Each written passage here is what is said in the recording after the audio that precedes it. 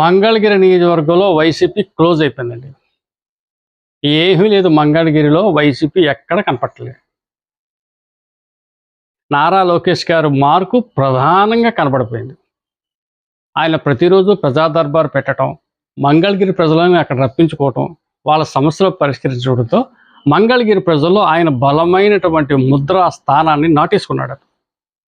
లోకేష్ అనే విత్తనం అక్కడ నాటడం అయిపోయింది. ఆ విత్తనం మొక్క కూడా వచ్చేస్తుంది, వృక్షం కూడా అయిపోతుంది, అందులో అనుమానం లేదు. ఆ రకంగా అతను మరి తండ్రి దగ్గర అలవాటైన రాజకీయం కావచ్చు, మన యువగళంలో పాదయాత్రలో నేర్చుకున్న విషయాలు కావచ్చు, ఒక మెచ్యూర్డ్ పొలిటీషియన్గా మంగళగిరిలో ప్రతిపక్షం లేకుండా అతను చేసుకున్నాడు. ఎంత అంటే గతంలో చక్రం తిప్పిన ఆళ్ల రామకృష్ణారెడ్డి కూడా ఇప్పుడు టీడీపీ వైపు చూస్తున్నాడు, పిలిస్తే జాయిన్ అయిపోదాం అని చెప్పేసి.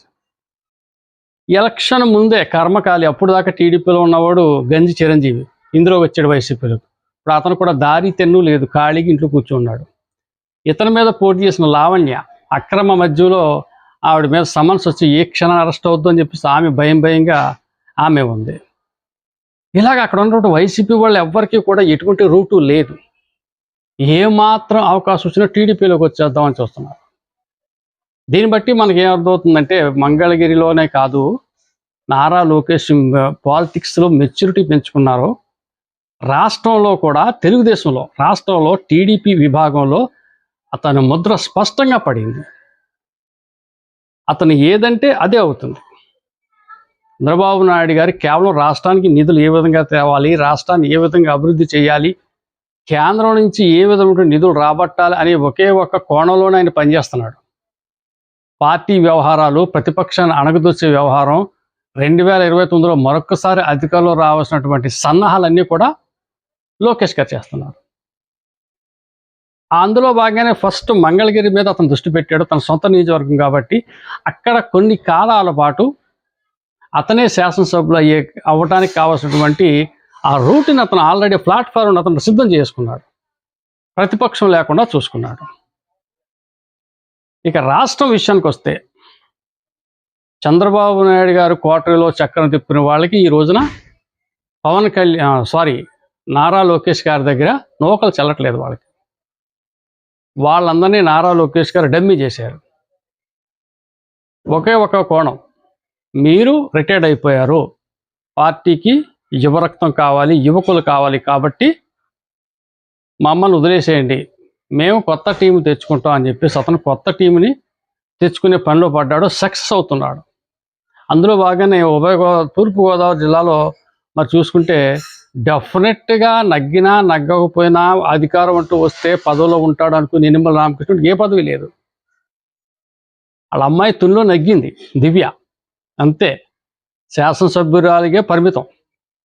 నిమ్మల రామకృష్ణుడికి గతంలో ఏం చేసేవారంటే, పార్టీ ఓడిపోయినా సరే ఎమ్మెల్సీ ఇచ్చో ఇంకోటి ఇచ్చో ఏదైనా క్యాబినెట్ ర్యాంక్ ఇచ్చేవారు. ప్రతిపక్షంలో ఉన్నా కానీ పిఎస్సి చైర్మన్గా కూడా క్యాబినెట్ ర్యాంక్ ఇచ్చేవారు, ప్రతిపక్షంలో ఉన్నా సరే ఇచ్చేవారు అతనికి. ఇంకా అధికారులు ఉంటే చెప్పనవసరం లేదు, ఆయనకి ఊహించినట్టు పదవులు ఇచ్చేవారు, ఆర్థిక శాఖ కానించి, రెవెన్యూ కానించి ఆయన ఊహించిన పదవులు ఇచ్చేవారు.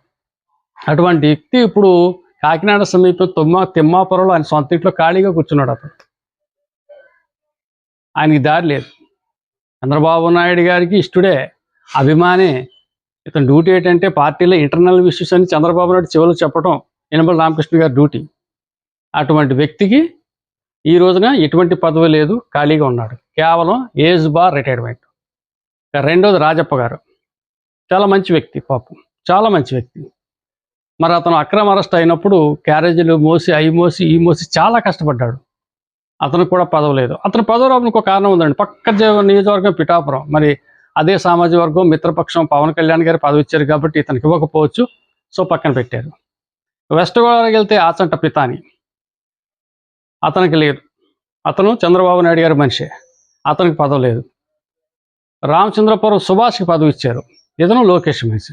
సో ఈ విధంగా పార్టీలో లోకేష్ ముద్ర స్ట్రాంగ్గా పడిపోయింది.